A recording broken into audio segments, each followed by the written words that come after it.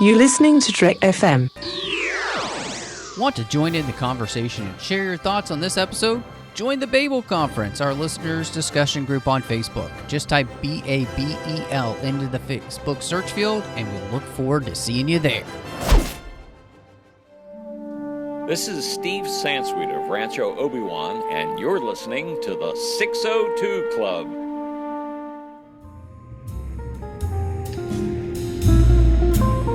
There was a little bar in Mill Valley where all the Starfleet trainees used to go. The 602 Club. You know it.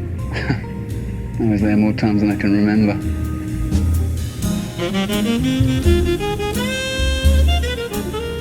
Welcome to Alpha, the city of 1,000 planets.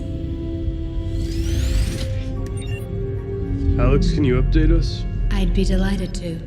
The Alpha station has grown 7% this year. And since it left the terrestrial orbit, it has traveled almost 700 million miles. Population? Almost 30 million. 3,236 species from the four corners of the universe live on board, pooling their knowledge and cultures. Over 5,000 languages spoken, not counting the various computer languages. Demographics? To the south are the submerged parts with 800 species living in all kinds of liquids, such as the peaceful polong farmers who grow cobalt. To the north, we have gaseous lands dominated by the Azine Mo, whose extreme sensitivity makes them specialists in neurosciences and molecular components. They can build cells of any kind. To the east of them, the large colony of Omelites. They control information technology, finance, and banking. Finally, to the west, in a pressurized atmosphere, we have 9 million humans and compatible species. Home sweet home. Welcome, everyone, to the station of 1,000 planets. I mean, the show of 1,000 shows. I mean, the 602 Club. I am one of your hosts, Matthew Rushing, this week, and I say that because normally I'm just like the host, but I mean, with this much representation of 1,000 planets, I had to have more than just me, and so with me, I'm so glad to have him back. And Mike, you and I seem to do these films, the kind of off-the-wall genre films, because we did Jupiter Ascending. So thanks for coming back to do this. I don't know if you'll ever come back after this one. I'm not sure. I certainly won't commit to things 4 months in advance anymore. Let's put it that way. Oh, that's sad, Mike. I can always count on you too. Like, that is true. I do tend to overschedule, in the sense that, like, I schedule early. So, Mike was awesome enough to jump on this one, and back again. I'm so excited to have Alice. You know, we had a little bit of a drought there. You've been super busy, but we had you for Arrow, and now you're back for Valerian, City of 1,000 Planets. I will happily shake your hand at the airlock, sir. Happily shake your hand. Well, thank you. I appreciate that. That's very humanly of you. You're welcome. So before we dive into this one, I just wanted to remind everybody, you can find all the shows that we do here at Trek FM online at trek.fm. We're also a feature provider there over on Apple Podcasts. While you're there, it's been a while. You hit the 602 Cup with a star rating review. I also want to say a huge thank you to all the listeners. 5 months in a row, the 602 Club has been over 10,000 downloads. And that's just because of you guys. So I just really wanted to say thank you. It means a lot to me, the fact that the show's been growing like that. And part of that is the reviews we've gotten on iTunes, the people sharing in the show, talking about it on the Babel Conference. That's our listeners-only discussion group. If you'd like to join in that conversation with Alice and Mike and I and all the other listeners, go over to Facebook, type Babel into the search field there, or if you're on the website at trek.fm, you can hit discussion on any of our show page menu bars. We're on Twitter at TrekFM, and then, of course, we have a Facebook page at facebook.com/TrekFM. And last but not least, if you want to send in an email about the show, maybe you want to hear something, want us to talk about something, or you had something to share about the movie we watched recently, go to trek.fm/contact, choose a show, choose the 602 Club, and that'll come straight to me and then any of the hosts that were on that week. So, well, guys, this is an interesting thing because, for me, I know Luc Besson mainly from The Fifth Element. That I loved The Fifth Element. It came out at just the right time for me. Had Bruce Willis in it. Ian Holm. I mean, oh my gosh, why is my mind blanking? Because he's so good. Guys, help me out. Gordon from Commissioner Gordon. Yeah, Commissioner Gordon. Why can't I think of his name? Oh my God, why can't I think of his name either? He's the best actor ever. The best actor ever. I'm leaving this in just so that you all know that we aren't as smart as we all sound like. I know. Sometimes. Somebody needs to hit the IMDb really fast. But he also played Snape. Not Snape. Sirius Black. Yep. And so Gary Oldman. Oh my God! Thank you. Thank you. That's right. Thank you. Yeah, thank the Lord we remembered. Thank you. So, I mean, yeah, that movie just hit me at the right time. And there's been very few movies, I feel like, in sci-fi that have been that kind of like bold and outlandish. So when I saw the previews for Valerian, City of a Thousand Planets, I was super excited because I was like, okay, it's Luc Besson. He's going back to his roots, basically, with, The Fifth Element. I'm so excited to see this. Little did I know, it's also a comic, and a very famous French comic from the 60s. And so I just kind of wanted to ask you guys, that's kind of where I was coming from, like, as my excitement level. Where were you coming from? Is this something you'd ever heard of? Or was it just kind of you saw the trailer and you're like, hey, that looks kind of cool? For me, I saw the trailer and did indeed go like, that's a very well put together trailer. I want to see that movie. And it would flash up and it would say something like, based on the groundbreaking graphic novel of the century or something like that. And I was like, why the hell haven't I heard of this graphic novel before? So I did actually desperately try and go to my local comic book stores, hit the library. I tried to acquire a copy of the graphic novel for myself before seeing the movie, because that usually works better for me. And I could not get my hands on a copy of it. So I did go in with I will admit somewhat low expectations to see the film based on the previews, which it was a very well put together trailer. I guess I should say trailer. That was my angle. On that, they just started releasing the comic books in English. It's the first time they've been translated. So you can find volumes of them now. They did volume 1, and I think it has the first 3 graphic novels. I saw it at a comic book store just the other day, and you can also find the volumes on Comixology right now. That's where I got them.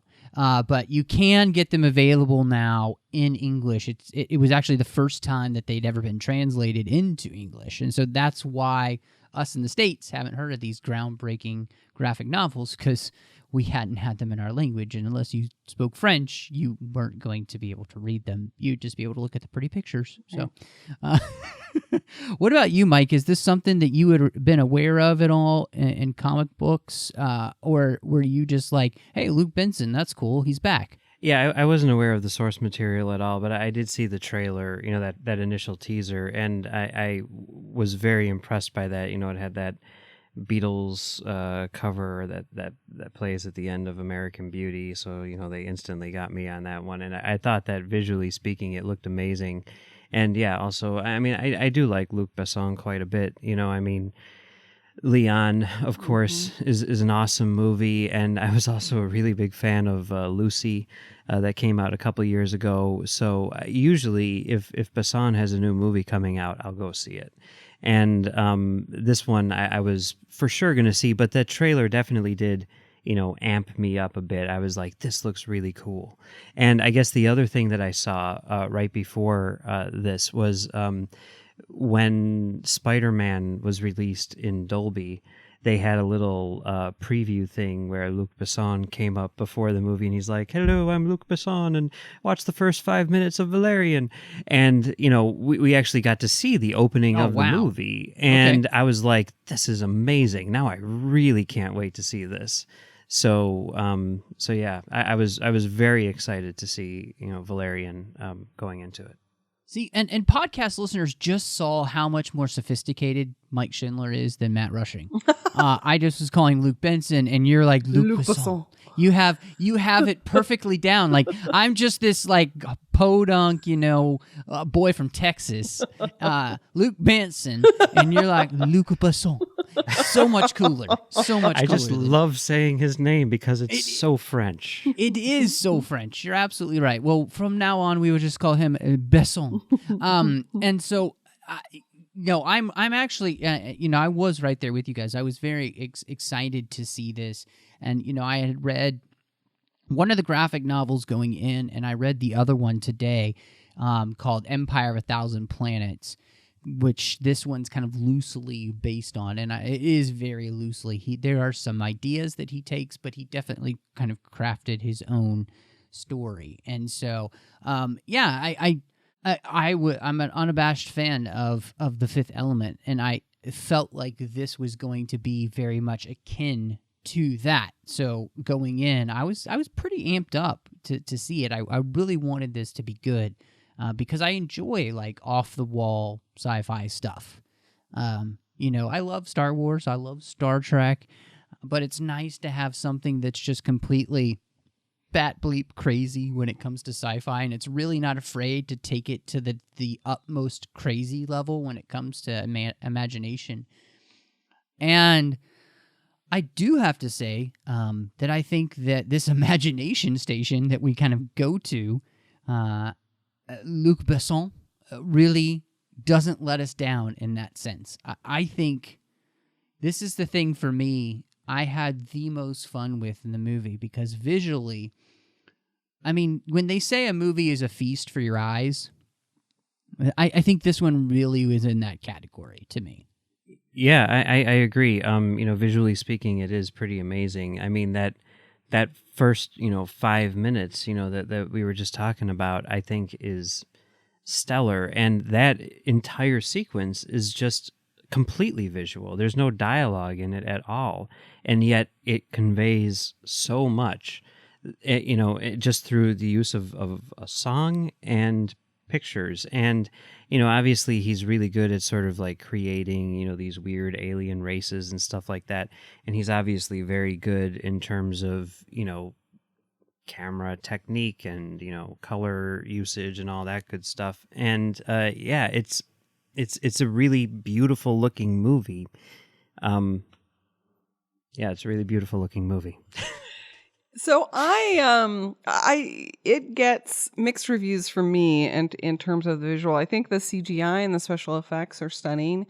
I did really enjoy the visualization of what I can only assume are the alien species that are represented in the graphic novels. I loved the pearls, and how they were visually represented on film. But when we get down to the quote unquote real stuff, the costume design for me, in stark contrast to the CGI effects, to me, honestly, it reminded me when Johnny Mnemonic came out.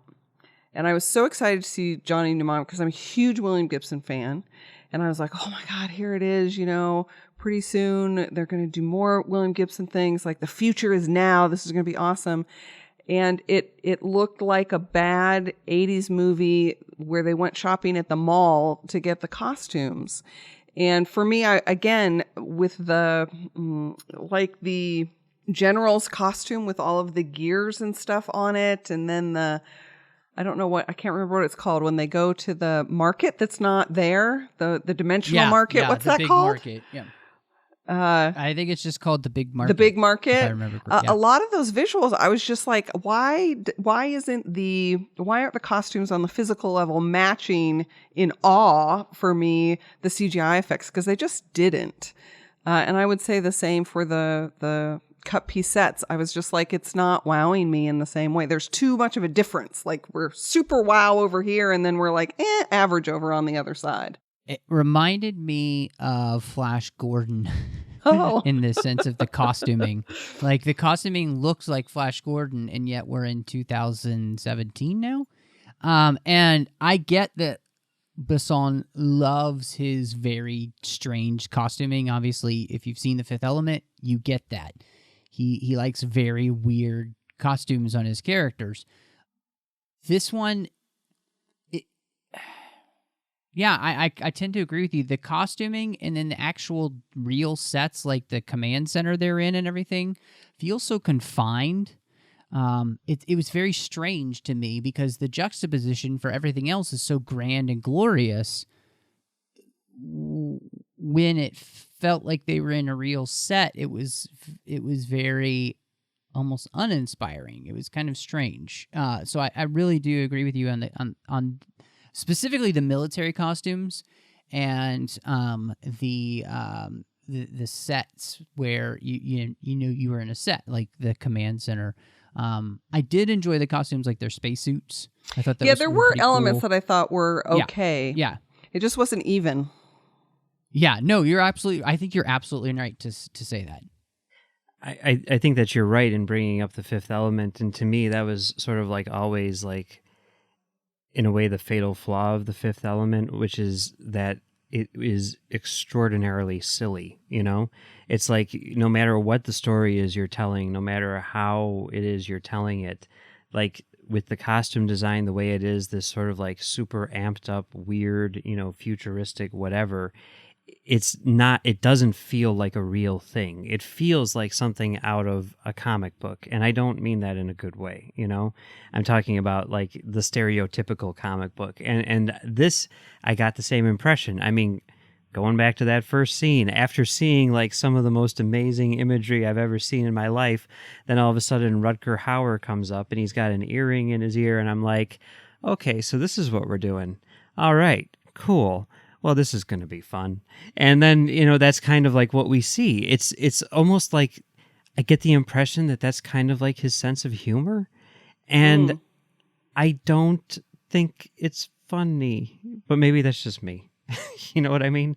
I think if he were to, like you're saying, Alice, make it consistent with the rest of the design, the movie itself would play better because you wouldn't see that like super duper theatrical stuff, which would completely take you out of the reality which he's working so hard to establish with all the other elements.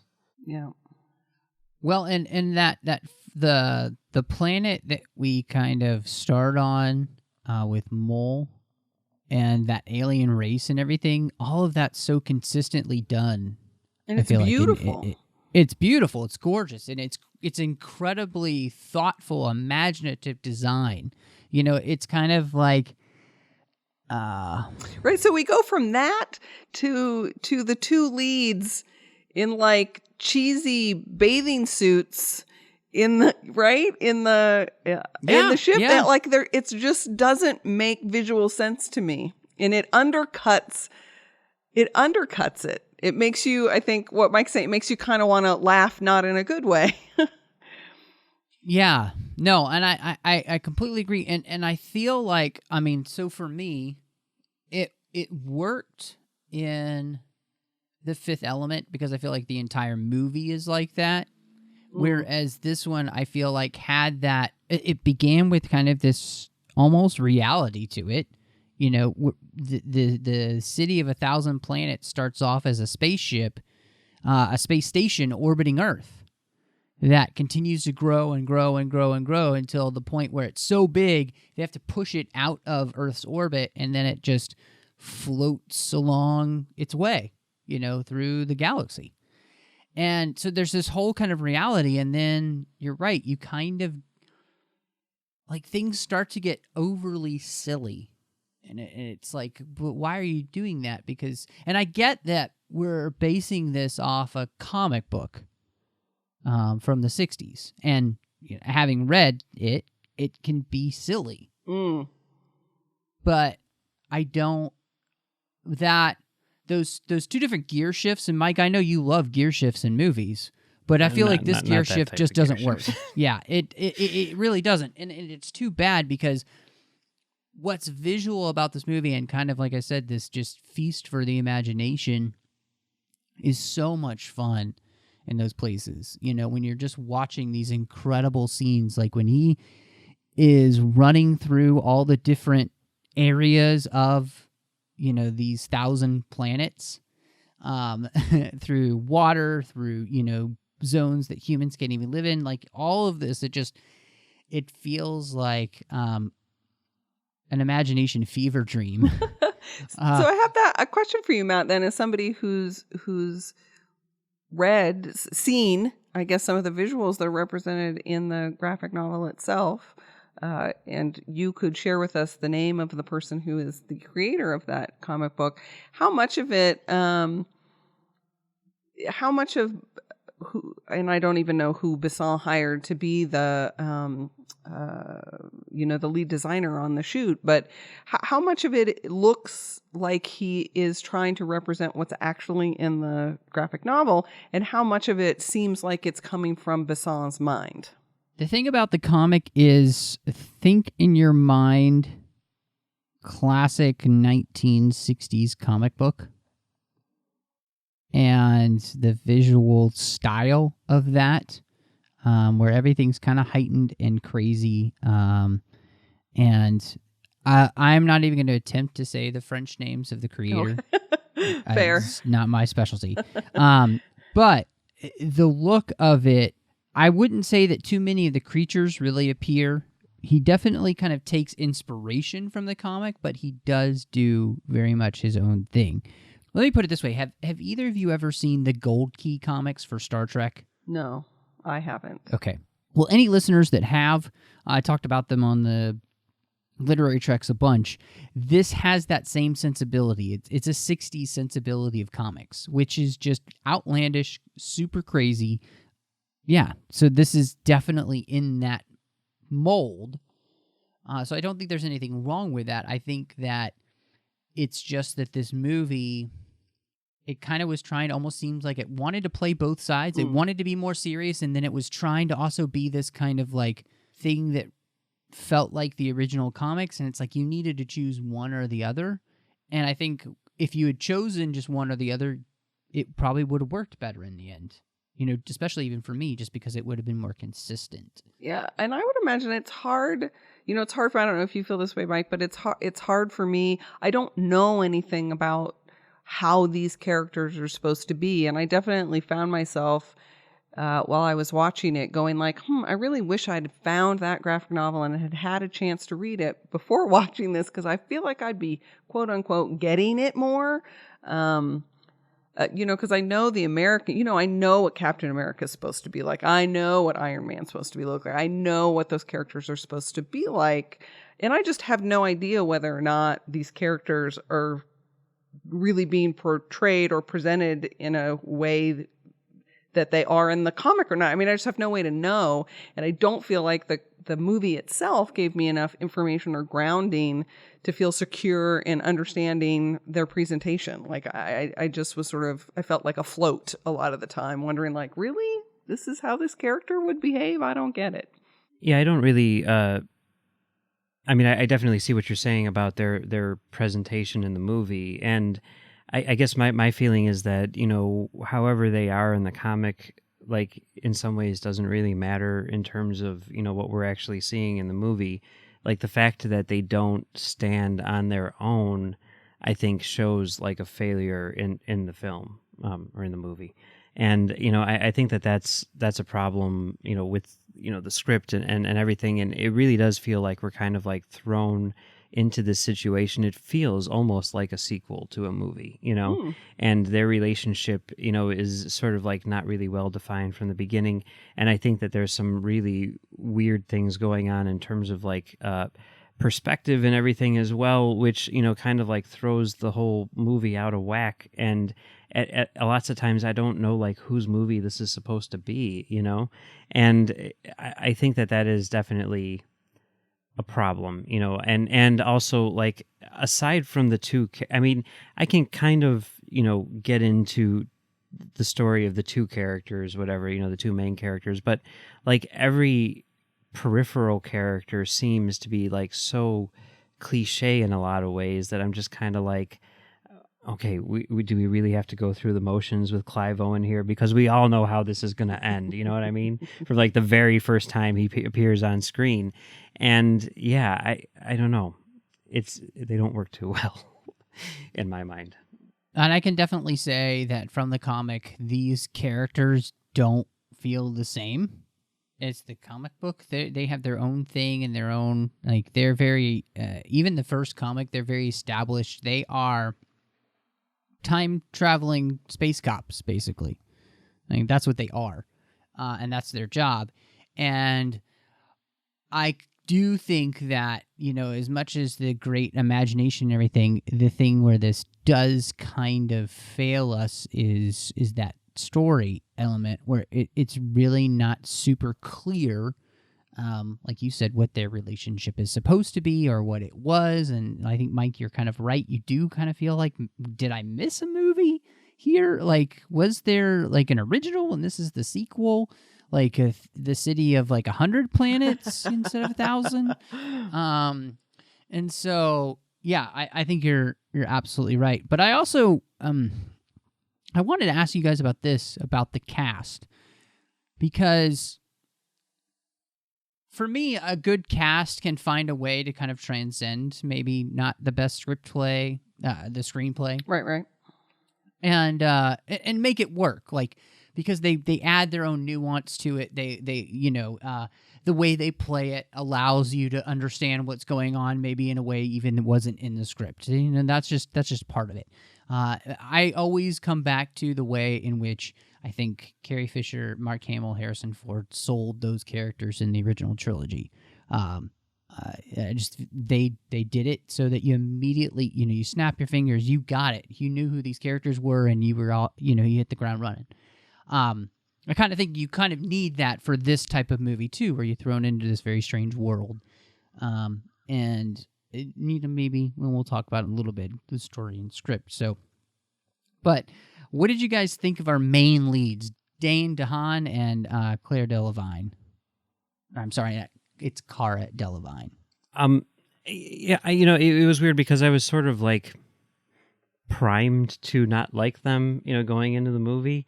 Like I was talking about it with my co-host Marcelo, and he was like, yeah, I saw that movie the other day, and, you know, everyone's talking about the leads being like, you know, really bad. He's like, I didn't see that. You know, I mean, the thing that he said about, is it Dane DeHaan? That's the guy's name? Yes. He's like, everyone keeps on comparing him to, you know, Keanu Reeves. He's got like a Keanu Reeves thing going on, but I think he really sells it. Like this is sort of like what Marcelo said to me, and because of that, I think I was kind of like thinking about that going into it, and I'm like, I can go along with this guy's performance. I think that his character is, you know, kind of poorly written, but I think that he's doing a good job with what he has. You know, with Cara Delevingne, I thought that she was really good. You know, I mean, I've only seen her in a couple things, but it seems like every time I see her, her performance seems to kind of like rise above the material that she's given. And I was really sort of like impressed by her presence on screen and everything. And in a lot of ways, I was kind of like, at times I was like, is this her movie? Because like, that was one of the things which really kind of like surprised me when the credits, you know, rolled, is they said like based on the comic, Valerian and, what's her name? Laureline, yeah. Laureline. And I'm like, oh, they replaced Laureline with a city of 1,000 planets. That's kind of lame. And then I'm watching the movie and I'm like, this really should be called Valerian and Laureline, because it really is. I mean, they share like equal time and they kind of like bounce back and forth. And there's like a big section of the movie where it just follows her, and Valerian is like nowhere to be found, you know? And that was like my favorite part of the movie. Like I kind of couldn't care less about Valerian, but I was really into, you know, Laureline, I guess. And that I thought that she was really good, you know? I wouldn't say that it was surprising because I've been impressed by the other things that she's been in. I don't think I've ever seen Dane DeHaan, that's his name? Yep, I'm sorry. Dane DeHaan. You got it. You got it. You're nailing it, man. You're nailing it. I don't think I've ever seen him in anything before, so I had no like frame of reference for him, but he was fine, you know? I didn't have any problem with their performances. Oh, I did. Okay. That's. right. I mean, I agree with you. I have seen both of them in other things, and I liked them. Just fine. My sense was that they were supposed to, and this may be me projecting, they were supposed to kind of have a relationship, like the leads in Big Trouble in Little China. There was supposed to be this witty repartee between the two of them. There was supposed to be this give and this tug and pull. You know, he's the major who's the straightforward military guy, and she's the sergeant who's just a little bit too clever for him and is a little bit smarter. But I just didn't get that vibe between, but like that delivery just didn't happen. It felt to me, it felt very stilted. And in terms of their romance, I didn't get that vibe between them at all. And my son Ray, who saw the movie with me, described their relationship. He's a big video gamer, as Link and Navi from the Zelda series. And if you know that series, Navi is the little fairy that comes out when you're lost and says, hey, go here, do that, go over there, no, look here. And that's how he described their relationship. So I love that. I just didn't, I just wanted more from them, and I didn't know whether it was because the material was bad. Maybe they tried to do something different, and Luc Besson was very strict in his vision, and he wanted it a certain way, and they weren't allowed to do anything different. I mean, it fell down for me, and I don't know which piece of the production caused that. I just have no idea, of course. I would say I'm kind of in between both of you. I kind of picked up, Mike, a little bit of what your friend was saying about his performance. I didn't nail it as Keanu-ish, but now that you say that, it's totally Keanu. Like he has the same type of delivery. I felt like, he could be, in Bill and Ted's Next Big Adventure, dude. Very monotone. Totally just. Yeah, he could totally do that. Yeah. And I felt like he was a little bit better. Kara, the only thing that I've really seen her in, I feel like, is Suicide Squad. And she was fine. I had no problems. I mean, she didn't have a ton to do. I mean, a lot of it just ended up being voice work for her at the end, especially. So I think part of it was the script for both of them. The material they're given and the dialogue is the worst dialogue I've ever heard in a film. It's legitimately awful. It sounds like the stuff that you would hear in the worst, and I mean the absolute worst of fan fiction written by a 10-year-old. That's what it sounds like. There's nothing like you were saying, this is supposed to be that snappy dialogue, that it should feel like that 1940s Thin Man type of dialogue, where it's just back and forth and like they're really vibing off each other, and there's absolutely none of that. And so I because the dialogue isn't great that they're delivering, I don't feel like that the performances were there for either of them for me to kind of buy their characters. And part of that is just neither of them really truly found a way to transcend the material and I feel like bring an energy to it. And their chemistry was a little bit strange. And maybe that's just because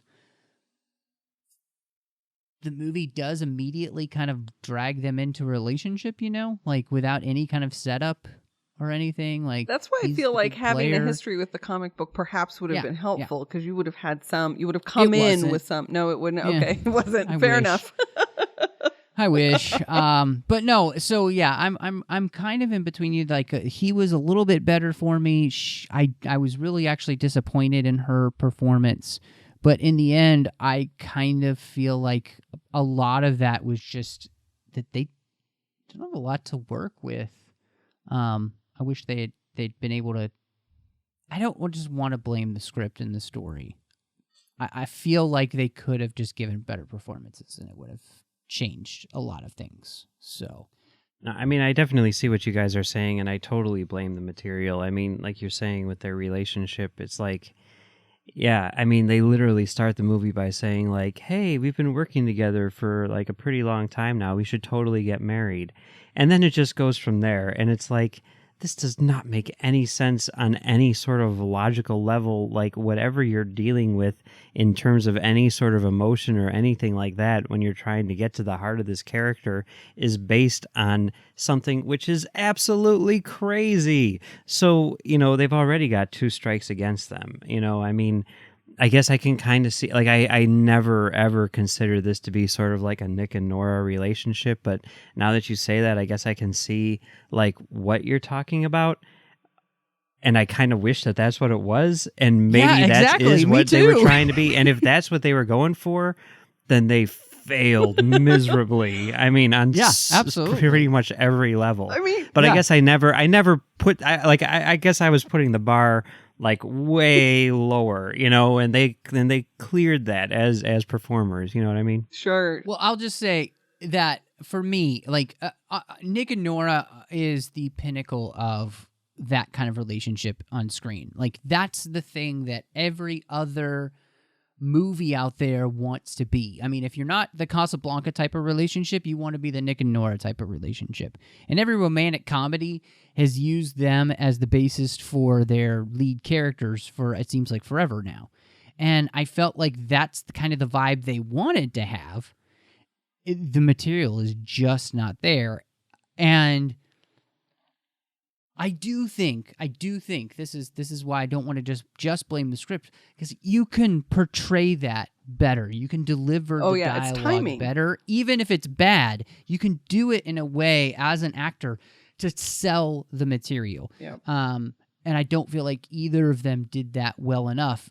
Part of it is, you're right, Mike. It's so stupid. Like they instead of building up to him proposing or anything, it just becomes this thing where it's like 10 minutes into the movie, he's already proposing to her, but you have no context for their relationship other than he's kind of a cad, and she kind of, you can tell she kind of digs on him, but she's like not sure if he totally wants to commit yet. And that's just like, what? It's basically based on a virtual black book, little black book, right? It's him with his playlist. So it's the virtual little black list. And her ultimatum is he has to erase his little black book before I mean, it's ridiculous. It's ridiculous. It's so childish and ridiculous. The little black playlist. Yep. That's a good one. Yeah. Oh, I like that. For the digital age. I don't even think we need to talk about Clive Owen, because he's not given enough here to do anything other than be the that's ridiculous, most cliched villain you've ever seen. And the cameo by Ethan Hawke. I mean, come on. It was ridiculous.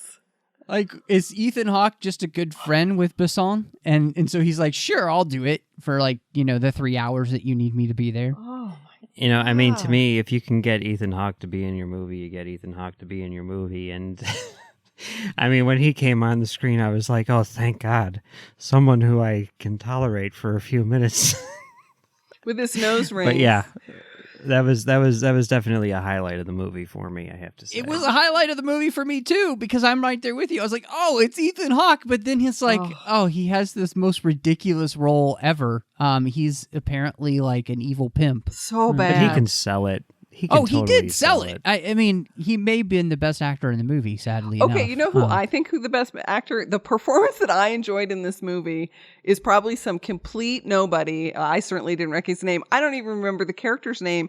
It's the guy in the command center that once Clive Owen is taken away. Oh, yeah. That dude is good. I don't remember his name either. He delivered a good performance. He's like the second in command, the general or something. Yeah. He gave a good performance. He was like the best performance. He was actually really convincing. Yes. Like he was the only person I felt like in the entire movie who acted like this was a real thing. Right. There was really, because of it, I bought his performance. Yes. Yeah. Maybe too, because his dialogue didn't seem so stupid either. Like he actually had decent dialogue. The last person I guess we should probably talk about is Rihanna, because she's in this movie as Bubble. Bubble. This shape-shifting entertainer, which I have to say, when you're talking about like the visual feast imagination thing that they do, that was really cool. And part of that had been in the trailer, but I kind of really enjoyed her character moments. I thought she was really fun. She did a great job, and she turned out to be this kind of character you don't think you'd care about at all, but by the time she dies, you're like, oh man, she's gone. That kind of sucks.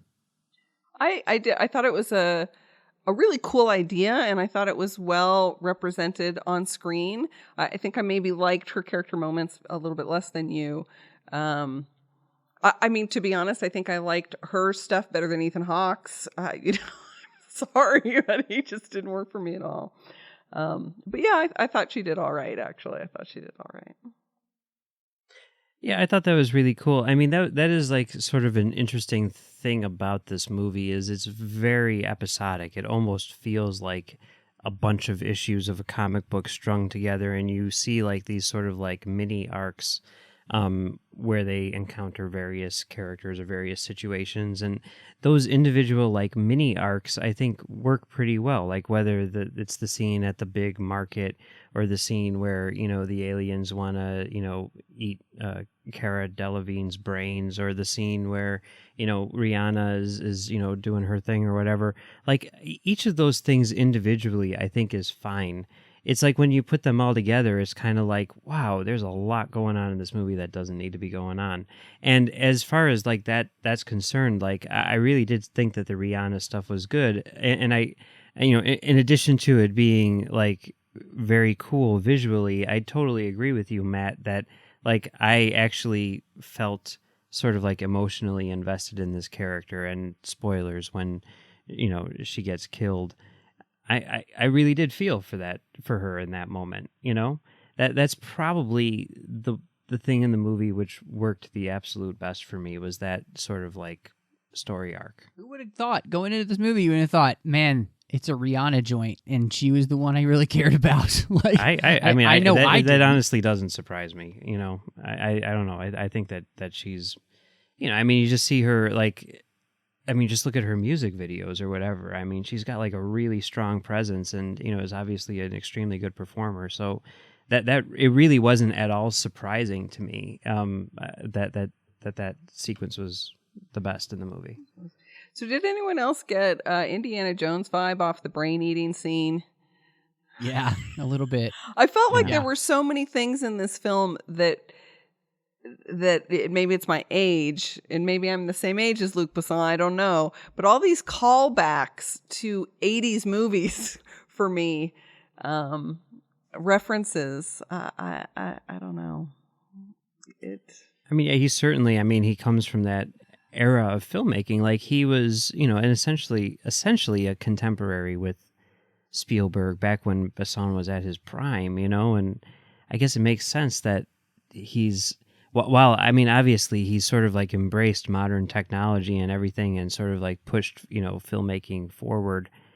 I think that his roots are definitely in that sort of era. So, yeah, I mean, I had never thought of that, but I can totally see what you're saying. That definitely makes sense, Yeah, I liked the robots. What were they called? I want to say Kazon, but that's not right. The big black robots with the triangular faces that. Let's just call them Kazon. That works for me. Yeah, they were pretty cool. Let's go with it. I liked those guys a lot, and I liked the three little guys with the wings. Yes. Which reminded me of Ferengi for some reason, but so I will say it's very funny. In the back of Empire of a Thousand Planets, the comic, there's a section that has, it's the very back of the issue, and it has a section about that and Star Wars, and it's showing you all of the ways in which this influenced George Lucas, and it shows you his ship. Which, if you look at from behind, looks very similar to the Millennium Falcon. There is a scene from one of the issues where Laureline is in a metal bikini, very similar to Leia. Empire of a Thousand Planets has him put in this like carbonite in like a block just like Han. The Empire of a Thousand Planets also has a masked villain that's similar to Darth Vader. It also has a villain person that has a really like deformed face that looks just like Anakin from Episode 3. And then one of their issues, Ambassador of the Shadows, which is those characters that you're referencing, is, obviously what Watto looks like, basically, from Episode 1. So that is one of the things that is very interesting, as you can see the influences that George had from the actual comics, and now you're, Besson, some of the things you might see references, like a Spielberg or a Lucas in their work. So it's just kind of this weird circle that's been created. Yeah. All of this has happened before, and all of this will happen again. Pretty much. Hopefully it's better than Battlestar Galactica. So that's not a possibility. Or I love giving Mike a hard time about that. Oh, I love it. Which one are the original? Matt does not realize that Battlestar Galactica is a masterpiece. Yeah, and we're we're referencing the newest version of Battlestar Galactica. Oh, BSG. And BSG. Oh, you and me, and Mike. We'll take him out. It's a masterpiece, Matt. I love the first two seasons. The last two seasons are not as good, but that's a whole other discussion. I wanted to ask you guys about the story because I want to divorce the story from the script because I feel like the actual story idea here, the kind of story thread, is a really interesting one. And I felt like the story itself, if it had been done in a maybe more focused way, would have, and maybe a little bit more serious way, or they had just gone totally silly. Either way, just pick a way to go. But I feel like this story, if you just focus it a little bit better, was actually good, because the whole story is that Clive Owen's admiral was at a war with another species. And they're over the planet called Mole, which we talked about has these beautiful people, and he unleashes a weapon during this battle, even though he knows this planet's inhabited and it will destroy that planet. And now his whole goal is to cover up his genocide.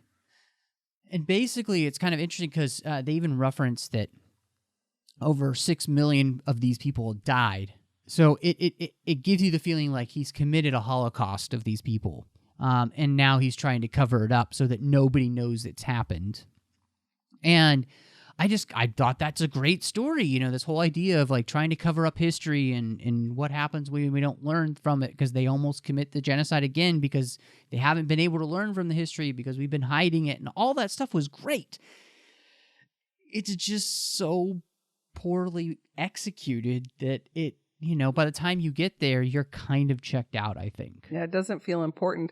It exactly that for me. It doesn't feel important. Just like the notion of what Valerian and Laureline are trying to prevent, that there's this bomb that's been planted within the thing.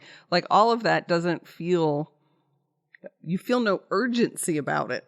Like there's no pressure. There's no pacing in the film that made me like, oh my God, the thing's gonna blow up and boy, they'd better hurry. There just wasn't any sense of urgency in the film at all.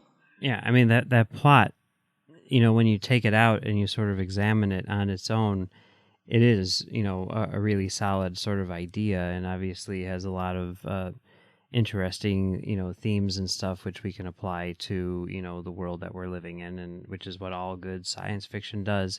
But it feels like such a tacked on secondary thing to all of this stuff, which it's leading up to it, which has nothing at all to do with it, and there's just so much, shoe leather or whatever you want to call it, that it just gets lost. And, like you're saying, by the time we get to the end, I was totally checked out. I'm like, Clive Owen shows back up, and I'm like, oh, thank God, this thing is almost over. And then there's the one last beat, and I'm like, really? Because I need to go to the bathroom. This movie is long, This movie's a half hour longer than Dunkirk, which I hate it when people do that, and I'm guilty of just doing that. But whatever, it's like, come on, guys, let's get to it, But yeah, I mean, it's completely lost. It's completely buried under this pile of garbage. I mean, it's buried at the heart of 1,000 planets, and by the time you Well dig all those up, you just don't care. Mm-hmm. And I think you're absolutely right, Mike. The thing that I was frustrated is by the moment I understood the story. Like you both know me, and for any movie, I'm always trying to. What is the theme here? What are we going for? What's the lesson? What's the big idea of this film? And when we got to the big idea, I was like, oh, that's good. And then I was like, but it's covered in crap. And it was just so frustrating because by the time I got there, that was not enough to redeem this movie. Because and actually, honestly, it reminded me, just recently in my other show, Cinema Stories, we did the new Beauty and the Beast. And there were so many great themes we could talk about in the movie, but it was covered in such an awful film that I could applaud the themes, but I couldn't applaud the film. And I can applaud the amount of themes that are here that I think I could talk a lot about, but I don't really want to because it's not worth it. Because the movie itself doesn't make it important, like you said, Alice. That there's no urgency, when you finally figure out what the big plot is, and it doesn't feel like that big reveal moment. It just kind of feels like, oh, we're going here now, and we've almost been so silly that this needed, I think, maybe a more serious tone to make this theme bigger and. So interesting, just a little behind the scenes. Luc Besson, when he is doing Fifth Element, he actually hired the Valerian illustrator to work on the film with him. And he asked him, why are you working on this film? I just bleeped myself. Why don't you do Valerian? And Besson thought that was kind of impossible. And once he saw Avatar, he really wanted to do Valerian. He said he thought James Cameron had pushed the levels so high, it made him believe his script wasn't good enough, which makes me wonder, did he really see Avatar? Because the script is awful there. So he rewrote his script, which surprised me to learn that he rewrote his script and this is what we still came out with. So I'm a little worried. And so what it makes me think is, in the end, Luc Besson is a fantastic director in the sense of visual storytelling. He needs to stop writing his own scripts. But in recent years, he's sort of like transitioned into being like a writer-producer and letting other people direct his movies. In fact, a lot of the people in that opening sequence are his like stable of directors, which I think is pretty cool. But like you look at like the script for, say like Taken or which is not good. District B13 or whatever, I mean, like those things, like those are pretty solid scripts. I mean, they're not all winners, but I think that he's a pretty solid writer. I think here maybe he had so many ideas that he was trying to cram into this thing. Yeah, right? Like if it's about a guy whose wife is killed and whose daughter is kidnapped, it's like this is a manageable level for which he can, as long as he's got Liam Neeson, he's good to go. But when you try to include Liam Neeson and Cara Delevingne and Rutger Hauer with an earring and Clive Owen and all maybe you should have had those Liam crazy Neeson aliens. Be Clive Owen's part. Then it maybe would have come together better. Maybe I would be into that. Well, he's already. He's already booked. I don't know that they would ever get made now. I think it probably depends on the foreign market, which could really turn things around for him. It feels weird that I'm saying that. The U.S. market ain't going to do it. It's not the U.S. market, but he's already he's already got 2 and 3 planned. So, I mean, it is really hard for me to imagine what 2 and 3 are about, whether or not he could save it in 2 and 3. So are these going to become his avatars that he keeps talking about the fact that he's going to make, but it never actually happens? I don't know. Yeah. No, they're not, because unlike Avatar, which made more money than any other movie ever, these things made like $3. Like, I think we saw them, the three of us saw them, and nobody else, you know? Well, and I do have to say, we talked about this before the show, and, you know, there was a mom with her son, Mm-hmm. and I was behind them as we were walking out, and she was like, well, what'd you think? And he was like, oh, that was really good. And she's like, yeah, that was pretty good. And so, you know, I mean, it's not as though there aren't people who didn't like the film or enjoyed it. I do kind of think that in the end, that the movie is on that like 10-year-old level of enjoyment. And that is about it, because it never transcends to kind of bring you anywhere else. And that is unfortunate, because as we talked about, I think the story has something that it could have been really interesting. It could have had something big to say, you know, kind of a timeless truth that it could have played with. And yet it's kind of, I don't know, just it's willing to be mediocre sci-fi in the end. I am very, very curious to see how it does in other markets other than the U.S. market. I am very curious to see. My son... That's a good question. We went to see it with a group of people, mostly women, one gentleman. And when the movie was over, I wanted to make sure I asked my son first before anybody else gave their opinion, because sometimes kids, you know, won't share their honest opinion if all the adults, you know, say, oh, it was great or whatever. So I looked at him, and he's struggling, and I can tell like he's trying to figure out how to be polite. And so finally I looked at him and I was like, oh, sweetie, I didn't like the film. And he was like, oh my God, Mom, it was awful. It was so bad. Well, let's just put it this way. So this movie domestically, as we're recording now on the 31st of July in 2017, it also came out the same weekend that Dunkirk did. Bad choice to go up against Chris Nolan. Domestically, it's made $30 million. Foreign, it's made $29 million. So right now, the foreign market isn't as good as the U.S. market, which is a really bad.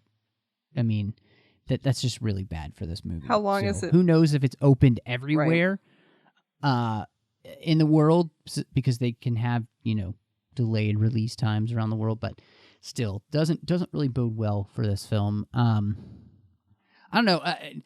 We've talked a lot about the movie. There's been some things we've liked. There's and I think, you know, we tried to be fair, and we definitely praised the things that we really did like and really did work for the movie, and you know, we're honest in the things that don't, and we're not tearing anyone down or anything. It's just it's a disappointment, because I think by the end we all saw where things could have been better, and then they weren't, and it's like, oh, that's frustrating. So, Mike, what would you rate this one, do you think?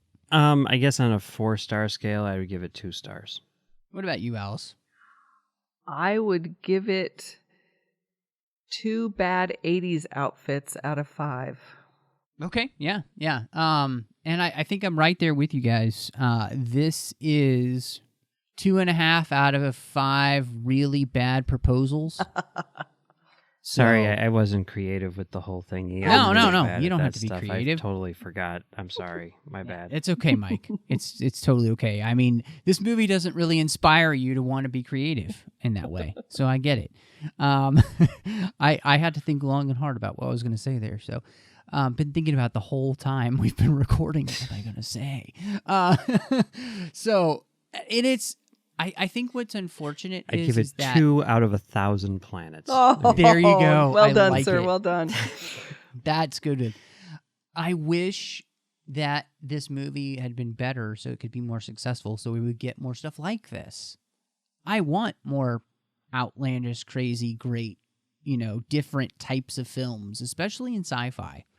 You know, we got lucky last year where something like Arrival came out and just kind of blew your mind and was such a great film. I kind of wish that something like this, or even a Jupiter Ascending, like Mike we talked about a few years ago, just would have been a thing that really caught on and people really liked, so it could open up the genre again to something that isn't just Star Wars or Star Trek or something like that. I'm kind of tired of the whole fascination with grimdark, so I wish it would have embraced its funny bone or something, because I'm kind of tired of everything being gloomy and depressing and horrible. Yeah, I get that completely. I think you're absolutely right, Alice. What if it had just been being serious when it needed to be, but also being fun at the same time? Because you could do both. And this one just couldn't find that line, I don't think. So really glad that we got a chance to talk about it. I still had an enjoyable time in the theater. I saw it in 3D. The 3D was fun and beautiful and stuff popping, out on the screen. And it was great. But, not the best movie. So I'll be interested to see if anybody else has seen it on the Babel Conference and what they think. And you can meet us over there, of course, as we talked about there at the beginning. And I really want to thank our associate producers through Patreon, Ken Tripp and Davis Grayson. They support this show, and they make it possible for us to be able to talk about this stuff for you each and every week. And not only support the 602 Club, but the entire network. It's a big network. We have so much going on. Of course, with Star Trek Discovery come out, we have a brand new show on the network. So there is so much happening. We definitely need your support as a listener to make sure that all of this keeps coming to you ad-free and at the quality bring it to you. So go over to patreon.com/TrekFM and you can see how you can help us as a network keep producing great content for you each and every week. It just takes a lot of money to do this, and we do need your support. So I encourage you, go over there, see how you can make that happen. Every little bit helps. And again, that's patreon.com/TrekFM. Alice, loved having you back here to talk about Valerian, and actually, you're going to be back next week to talk about the Dark Tower. I am. So 2 weeks in a row, let everybody know where they can find you if they want to maybe lament a little bit online that Valerian wasn't a better film. Well, they, of course, can find me over at the Babel Conference, because I always try and chime in, certainly at least on the episodes that I've participated in. If they want to find me elsewhere on the interwebs, the best thing to do is to search for ALCBKR. And I'm looking forward to next week. We'll see how grimdark that one is. Yeah, I'm really interesting because I actually read the first novel in the series to kind of get a taste for. So yeah, and I'm interested to dive into that one. Mike, you are like a podcaster about town. You have so much going on. So let everybody know where they can find you and all of the other shows that you do. The plethora of other shows that you do. Too many. I'm trying to shed some shows, but we'll see how that goes. You can find me on... But you just keep adding more. Like every time, you'll shed one, and then I'll hear, oh, Mike's got a new show. Yeah, it's a problem. But you can find me on thenerdparty.com doing Great Shot Kid, where we talk about the people who make Star Wars. And you can also find me on commentarytrackstars.com doing Commentary Track Stars. We do audio commentaries for movies and various other things. You can also find me on talkfilmsociety.com doing a show called Soderbergh 2828, where we look at all of Steven Soderbergh's movies leading up to Logan Lucky, which comes out in just a couple of weeks. I can't wait. It's going to be amazing. I love him. He's the best. He's the absolute best. And then you can also find me right here on Trek.fm doing Stage 9, where, hey, next week we're going to be talking about Dark Tower. And also on a new show called The Edge, which is all about Star Trek Discovery. And you can find me on Twitter at Mumbles3K. Well, if Mike's not already on the edge with all of those shows that he does, you can find me on Twitter trying to talk him off the edge at MattRushing02. I'm on Instagram at MRushing. You can find me here on the network also doing The Orb with Chris Jones, talking about Star Trek Deep Space Nine. And of course, Star Wars, the 602 Club collection that collects all the Star Wars episodes that we do here in the 602 Club. I am also on the Nerd Party Network with a great guy that Mike knows very well, John Mills, talking about Star Wars. It's called Aggressive Negotiations. You're going to want to check it out. We have a blast on that show. We've had a great time recently talking about some really fun things like Forces of Destiny, the Rogue One soundtrack, and so much more, so make sure you check it out. And You can also find me doing another show there with Drea Kaufman talking about Harry Potter. As we're recording today, it's Harry Potter's birthday, so happy birthday, Harry Potter. And make sure you go check out Outpost as we walk through each and every chapter of the series. We're about finished with the Chamber of Secrets at this point, so I'm sure you'll enjoy it. And then I have one more show, and that is, I mentioned on the episode, I got a little tongue-tied, Cinema Stories. I'm talking about film through the lens of faith with my good friend Courtney, and so make sure that you check that out. You can find all of those shows and any of our shows here on Apple Podcasts or wherever you get your podcasts. Can I just say, it seems like you guys must not have children.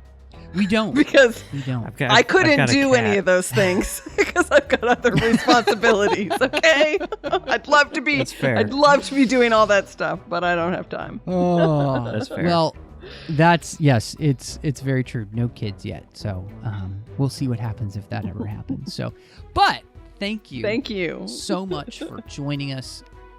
And y'all come back now. You're here.